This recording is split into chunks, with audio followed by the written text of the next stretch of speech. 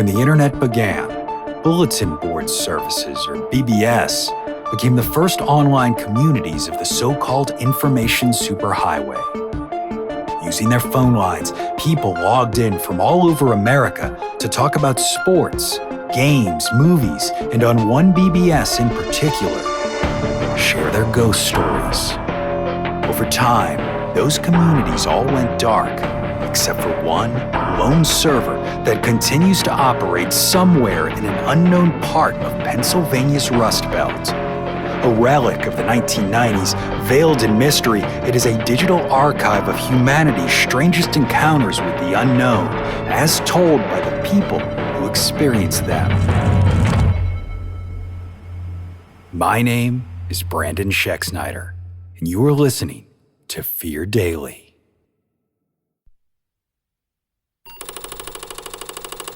Subject: Junkyard.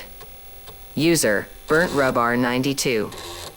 Posted July 17, 1998. I never planned on owning a junkyard. That's just how things shook out. My Uncle Ray bought the place back when this part of the city was still mostly factories and bad bars. Folks called it Givens Salvage, though nobody knew who Givens was anymore. Maybe he was a man. Maybe it was just a name that stuck. Ray ran it till drink got him, the way drink always does, slow and then all at once. After that, it was either me or nobody, and I didn't have much else going on. Been married once, and that went to hell. Kids never happened, so it was just me and the yard. I lived in the office out front for a long time, a cinderblock box with a rusted AC unit that screamed louder than it cooled. Cot was in the back, a hot plate on a milk crate, coffee black as sin. I liked it that way. Junk don't complain, and dead things don't lie to you. Snakes was always part of the deal. You get rats, you get snakes. It's the law of nature. Usually rat snakes, sometimes a copperhead if it wandered up from somewhere it ain't belong. You learn to watch where you step, and you learn to leave them alone if they leave you alone. That's how it worked, till it didn't. First one I saw that was wrong was laid up between two stacked cars near the crusher. A thick bastard, long as my fucking leg. Pattern wrong, head off. Didn't look at me like an animal looks at you neither. Looked like it knew I was the one who'd be deciding things. I told it to get the hell out. It fucking did not. Just slid back into the pile slow as molasses, metal tickling around like it was settling in. I should have burned the place down right then. I know that now. A few days later, the smell came. Not rot, not piss. Something sharp and hot, like pennies and wet stone, hung low in the yard, stuck in your throat. Worse, near the crusher in the south fence where the ground stayed warm all year. And then, there were more snakes. Not dozens at first, just enough that you started noticing patterns. The same black eyes, same way they ain't hurry, same way they didn't scatter when I came near. They moved when they wanted to, and not a second before. I killed one with a shovel. Took its motherfucking head clean off. Body kept moving longer than I liked. The others didn't rush me, though. They gathered, watched, calm as churchgoers. That's when I started sleeping a little lighter. By the second week, I stopped stripping certain cars. Places felt watched. I'd hear metal tick and slide when nothing should have been moving. Once I pulled a hood and 3 snakes spilled out together, bodies stacked, all sliding in the same direction like they'd unrehearsed it. Animal control just laughed when I called. Told me to use mothballs. Hell, I don't even have grass. One morning, I unlocked the gate and found my office door open. I know damn well I locked it. Inside, my cot was empty. Blanket dragged halfway off like something had passed over it, and on the floor was shed skin. Long and papery, leading straight toward the filing cabinet. Now, I didn't open it. Some things don't need seeing. A couple days later, I woke up with a bite on my calf. 2 punctures, swollen, dark, hurt like hell, but not right away. More like it was thinking about hurting me later. Doctor said venomous, but couldn't say what kind, gave me pills, told me to rest. I didn't tell him about the yard. After that, the snakes stopped acting like snakes altogether. They was in places they shouldn't have fit. Inside sealed trunks, inside gas tanks, wrapped around wiring looms like they were feeding on the heat or the current. When I tried cutting one loose, it made a sound I ain't got words for. Not a hiss, not a rattle, something deep and buzzing that went straight through bone. That night, the power went out. Just our block and just long enough. In the dark, the yard moved. Not fast, heavy. Like a whole damn place adjusting itself. Cars tipping, stacks leaning, metal groaning under weight that had no business being there. When the lights came back, I saw it. Snakes everywhere.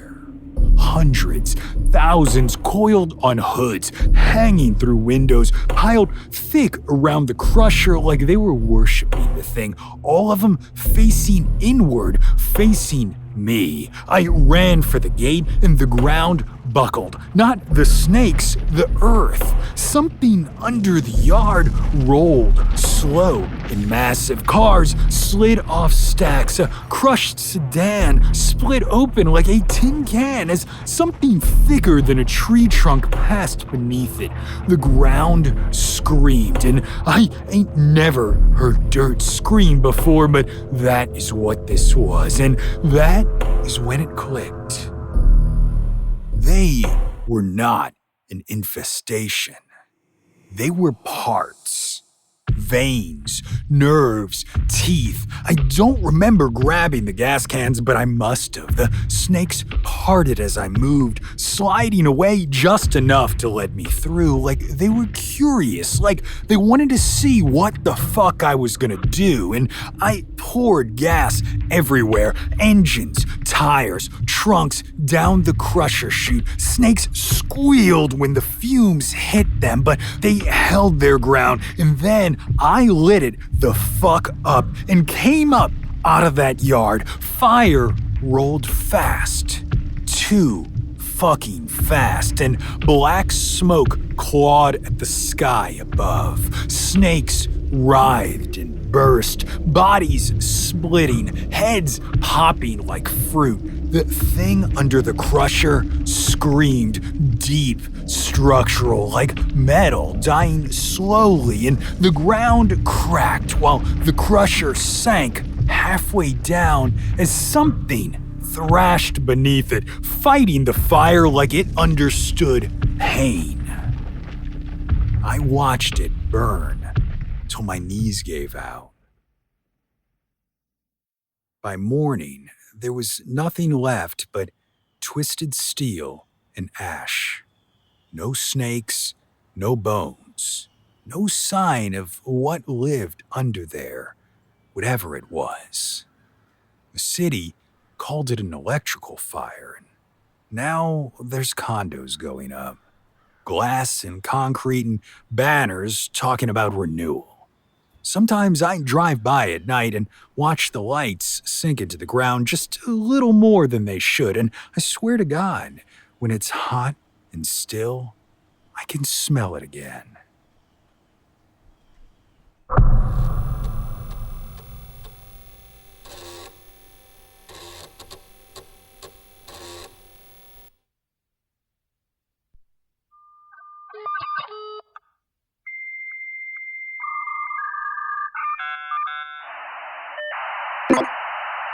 Subject, sisters. User, Jenny Jane 11. Posted, August 30th, 1997.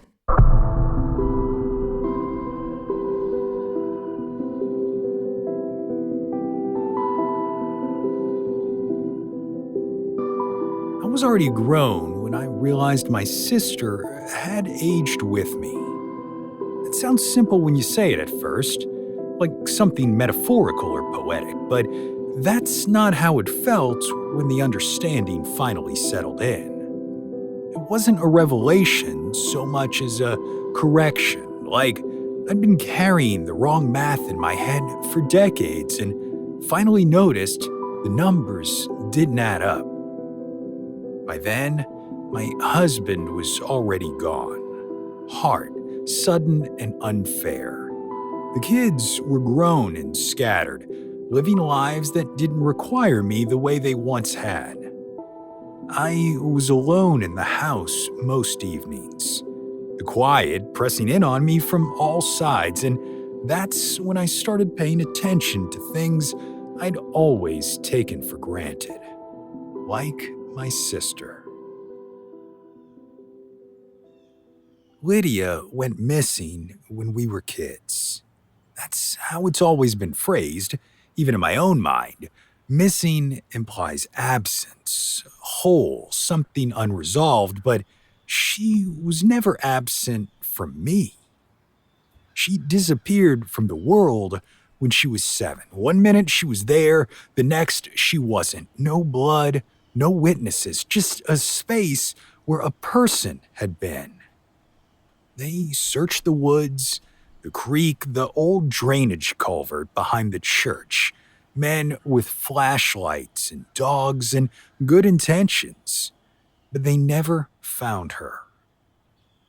People talk about grief like it's loud, like it announces itself. Mine didn't. Mine was small and constant and practical. My parents folded in on themselves after that. I learned to be the quiet one, the responsible one, the child who didn't cause more trouble than the universe already had. And Lydia stayed with me. At first, she was exactly as I remembered her. Same chipped front tooth, same cowlick that never laid flat. She sat beside me on my bed at night and asked questions kids ask when they're bored. Why stars don't fall, why adults lie, why I cried so much when I thought no one was looking. I didn't tell anyone about her. Not because I thought they wouldn't believe me, but because it didn't feel like something that needed explaining. She wasn't a ghost in the way people mean that word. She didn't float or moan or show up in mirrors. She was just there. And as the years went on, she changed. Slowly, quietly, the way people do when you're not paying attention. When I hit my teens, she stopped asking childish questions, and she started sitting differently, legs drawn up, arms folded, watching me with an expression that felt older than her face should have allowed. She didn't tease me anymore. She listened. When I brought my first boyfriend home, she stood in the doorway and watched him like she was taking notes. And later that night, she asked me why I let him talk to me the way he did. I broke up with him a week later and told myself it was my idea. When I left for college, she came with me. Not physically, obviously, not in a way that would have made sense to anyone else, but she was there in the dorm room, sitting on the windowsill, watching the campus lights flicker on and off at night. She aged with me then. I don't know when it happened exactly. There wasn't a moment I could point to. One day, she wasn't a child anymore.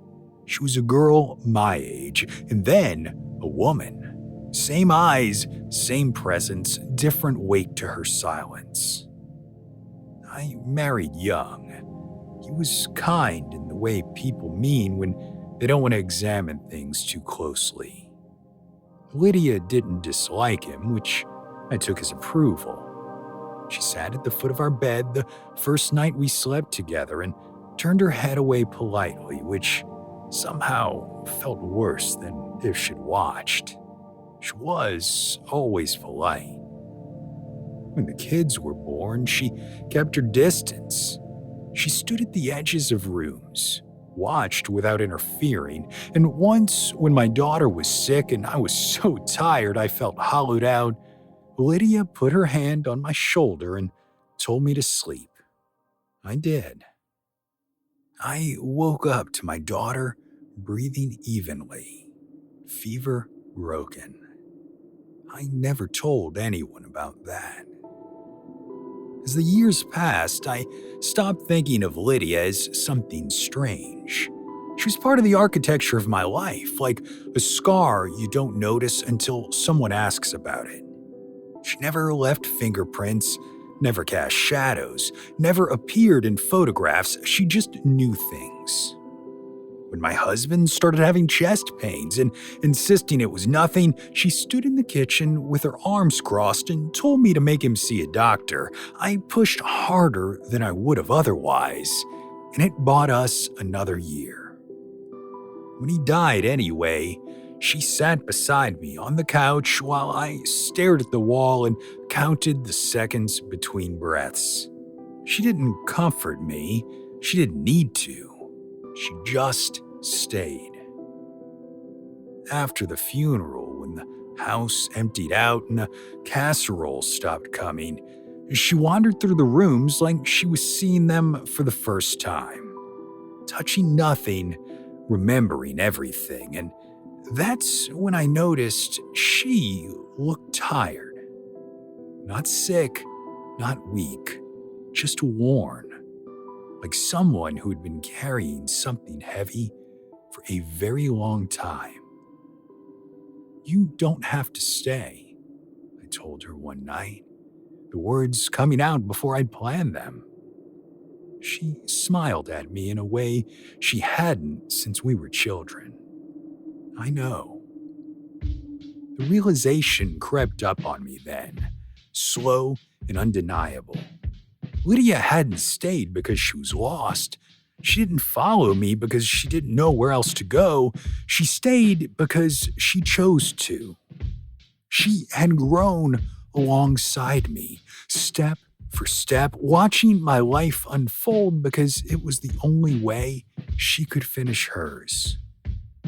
When the kids started calling less, when the days stretched out quiet and unstructured, she became more present, sitting across from me at the table, standing beside me in the mirror, though never reflected.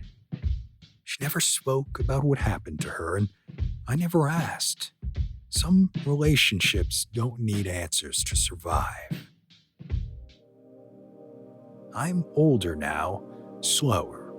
The house creaks at night in ways it never used to. Lydia looks older too, though I can't say how I know. The lines at her eyes mirror mine. The weight in her posture matches the years I feel in my bones. Sometimes I wonder what'll happen when I die, whether she'll finally leave, whether she's been waiting for that moment all along. Last night, as I lay in bed listening to the house settle, she sat beside me and took my hand. Her grip was firm and familiar. "You did good," she said, and I believed her. Whatever she is, ghost, memory, worse or better, I'm not alone. I never have been, and when the time comes for me to go missing too, I don't think I'll be afraid.